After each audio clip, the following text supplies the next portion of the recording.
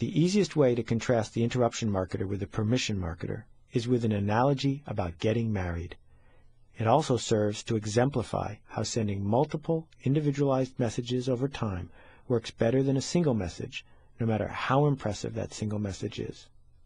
To find a mate, the interruption marketer buys an extremely expensive suit, new shoes, fashionable accessories. Then, working with the best database and marketing strategists, selects the demographically ideal singles bar. Walking into the singles bar, the interruption marketer marches up to the nearest person and proposes marriage. If turned down, the interruption marketer repeats this process on every person in the bar.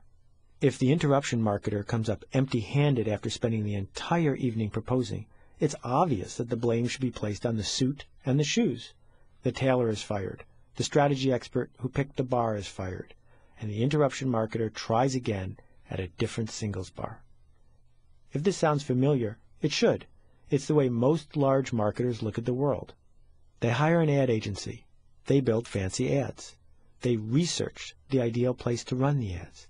They interrupt people and hope that 1 in 100 will go ahead and buy something. Then, when they fail, they fire their agency. The other way to get married is a lot more fun, a lot more rational, and a lot more successful. It's called dating.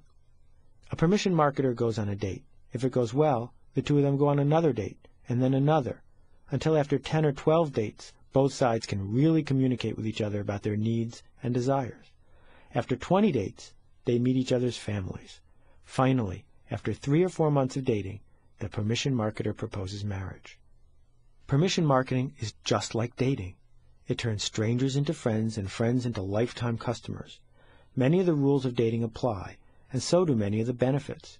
We can break these rules down into 5 steps to dating your customer. First, every marketer must offer the prospective customer an incentive for volunteering. In the vernacular of dating, that means you have to offer something that makes it interesting enough to go out on a first date. A first date, after all, represents a big investment in time, money, and ego, so there had better be reason enough to volunteer. The incentive you offer to the customer can range from information to entertainment to a sweepstakes to outright payment for the prospect's attention. But the incentive must be overt, obvious, and clearly delivered. Second, using the attention offered by the consumer, the marketer offers a curriculum over time, teaching the consumer about the product or service he has to offer. The permission marketer knows that the first date is an opportunity to sell the other person on a second date. Every step along the way has to be interesting, useful, and relevant. Since the prospect has agreed to pay attention, it's much easier to teach him about your product. Instead of filling each ensuing message with entertainment or with sizzle designed to attract the attention of strangers, the permission marketer is able to focus on product benefits, on specific, focused ways this product will help that prospect. Without question, this ability to talk freely over time is the most powerful element of the permission marketing approach. The third step involves reinforcing the incentive. Over time, any incentive wears out.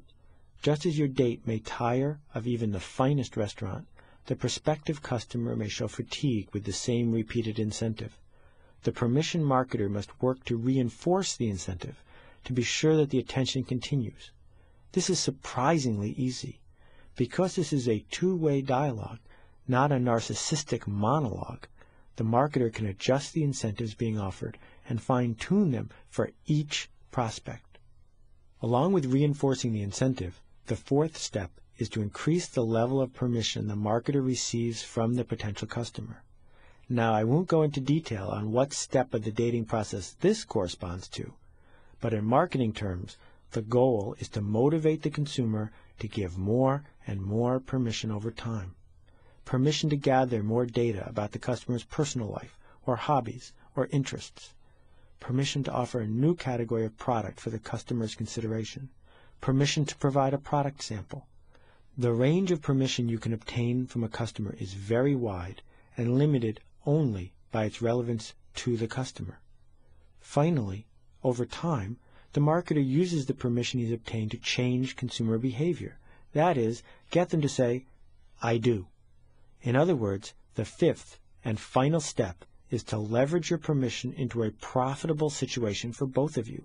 Remember, you have access to the most valuable thing a customer can offer, attention. Nothing good is free, and that goes double for permission. Acquiring solid, deep permission from targeted customers is an investment. What's a permission worth? According to their annual report, AOL has paid as much as $300 to get one new customer. American Express invests nearly $150 to get a new cardholder. Does American Express earn enough in fees to justify this expense? Not at all. But the other benefits associated with acquiring the permission to market to a card member outweigh the high cost. Amex sells its customers a wide range of products, not just an American Express card. They also use sophisticated database management tools to track customer behavior so they can tailor offers to individuals. They leverage their permission to increase revenue. Permission marketing isn't as glamorous as hiring Steven Spielberg to direct a commercial starring a bevy of supermodels. It isn't as easy as running an ad a few more times. It isn't as cheap as building a website and hoping that people find it on a search engine. In fact, it's hard work. Worst of all, permission marketing requires patience. Permission marketing campaigns grow over time, the opposite of what most marketers look for these days. And permission marketing requires a leap of faith. Even a bad interruption campaign gets some results right away, while a permission campaign requires infrastructure and a belief in the durability of the permission concept long before it blossoms with success. But unlike interruption marketing, permission marketing is a measurable process. It evolves over time for every company that uses it. It becomes an increasingly valuable asset. The more you commit to permission marketing campaigns, the better they work over time. And these fast-moving, leverageable processes are the key to success in our cluttered age. Permission marketing takes advantage of new technology better than other forms of marketing. The Internet is the greatest direct mail medium of all time, and the low cost of frequent interaction makes it ideal for permission marketing.